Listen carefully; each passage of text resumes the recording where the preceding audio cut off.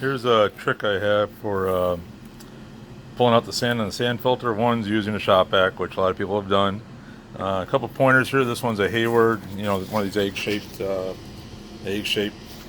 style sand filters. Anyways, there's a pipe coming up here where the fresh water comes in, or down. Yeah, fresh water comes through. I forget which way it goes through. Anyways, make sure you cap that so you don't get sand down there. Other people have talked about that. But what my trick is, a little different, is a lot of people use the shop vac, which is exactly what I'm doing.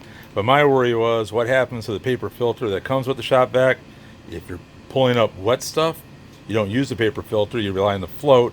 But then how much sand is flying through the motor assembly and all that if you don't run a filter, and how much sand is just flying all over the place. And if you do run the paper filter, because the sand's so wet, it's going to get saturated quick. So my little trick is here that I'm ready for reload right now.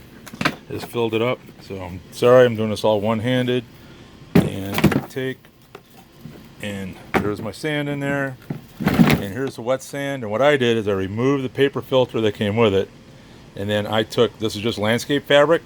So I took landscape fabric, duct taped it around the top of that, grouped it up so it protect the motor, and been pulling away. And I'm guessing when I put the paper filter back together, everything's going to be just fine because I haven't really gotten anything going into the motor. So that's a little trick I wanted to share. Other than that, as far as how to pull it apart and all that, there's plenty of YouTube videos on that.